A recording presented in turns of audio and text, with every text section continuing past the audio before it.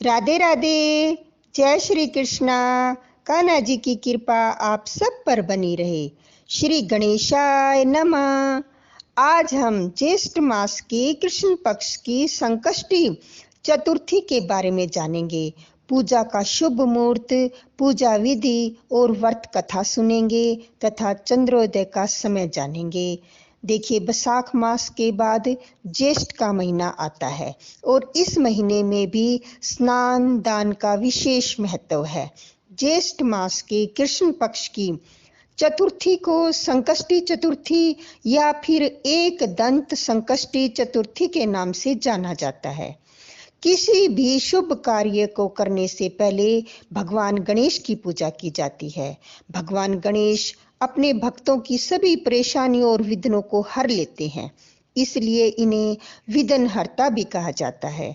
इस दिन सूर्योदय से लेकर चंद्र उदय होने तक उपवास रखा जाता है और व्रत कथा सुनी जाती है।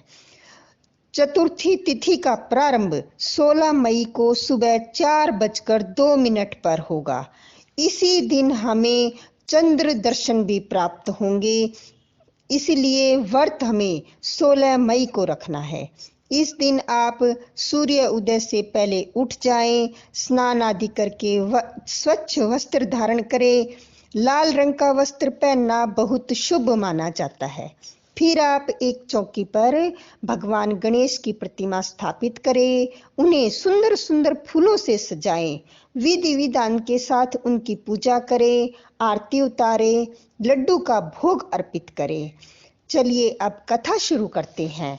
पार्वती जी ने पूछा कि हे पुत्र, ज्येष्ठ मास की चतुर्थी को किस प्रकार पूजन करना चाहिए? इस महीने के गणेश जी का क्या नाम है?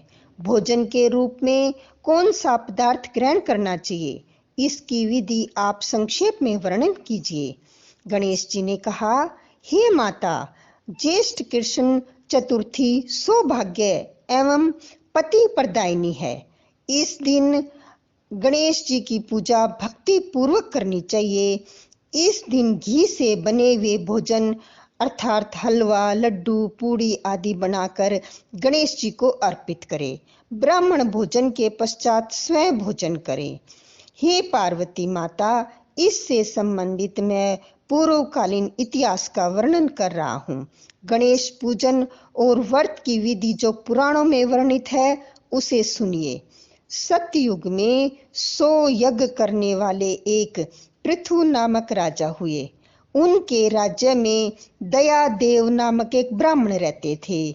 उनके 4 पुत्र थे। पिता ने अपने पुत्रों का विवाह गृह सूत्र के वैदिक विधान से कर दिया।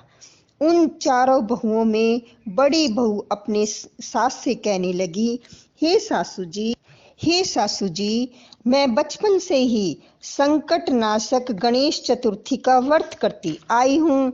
मैंने अपने पिता के घर में भी इस शुभदायक व्रत को किया है। अतः हे कल्याणी, आप मुझे यहाँ व्रत अनुष्ठान करने की अनुमति प्रदान करें।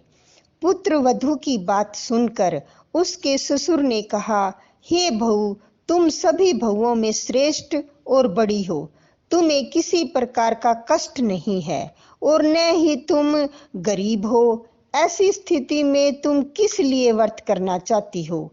हे सौभाग्यवती, अभी तुम्हारा समय उपभोग करने का है। ये गणेश जी कौन है? फिर तुम्हें क्या करना है? कुछ समय के पश्चात बड़ी बहू गर्भिणी हो गई। 10 मास के बाद उसने सुंदर बालक को जन्म दिया।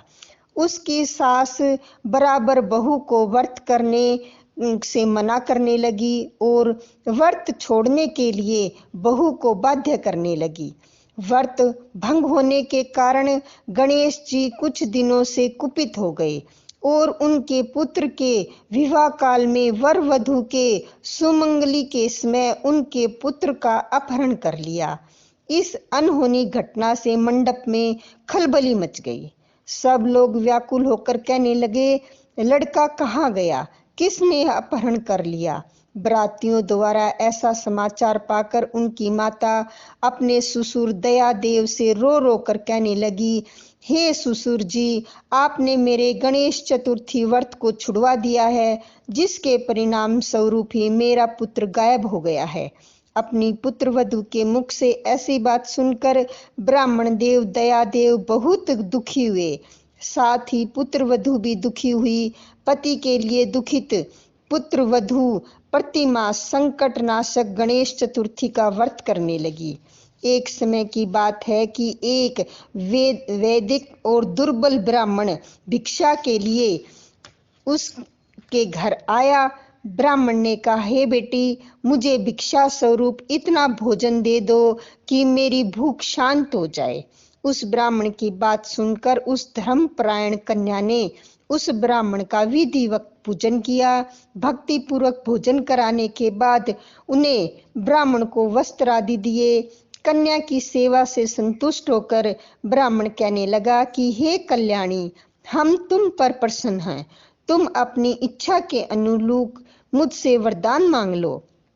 मैं ब्राह्मण वेशधारी गणेश हूँ और तुम्हारी प्रीति के कारण आया हूँ। ब्राह्मण की बात सुनकर कन्या हाथ जोड़कर निवेदन करने लगी, हे विंध्येश्वर, यदि आप प्रसन्न हैं तो मुझे मेरे पति के दर्शन करा दीजिए। कन्या की बात सुनकर गणेश जी ने उससे कहा कि हे सुंदर विचार वाली, जो तुम चाहती हो वही होगा। तुम्हारा पति शीघ्र ही आएगा। कन्या को इस प्रकार का वरदान देकर गणेश जी वहां से अंतर्ध्यान हो गए। उसी समय की बात है कि सोम शर्मा नामक ब्राह्मण एक वन में से उस द्विज बालक को नगर में लाए। अपने पौत्र को देखकर दयादेव नामक ब्राह्मण बहुत प्रसन्न हुए। बालक की माता के हर्ष की तो सीमा ही न रही। साथ ही संपूर्ण नगरवासी भी खुश हुए।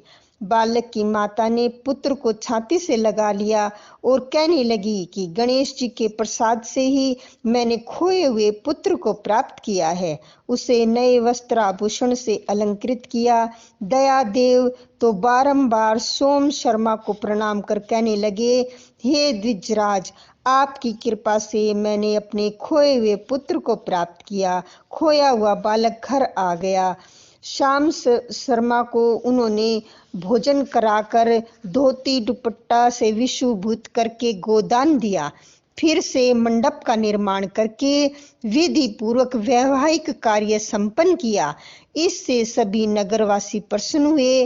वह भाग्यशालिनी कन्या अपने पति को पाकर धन्य हो उठी।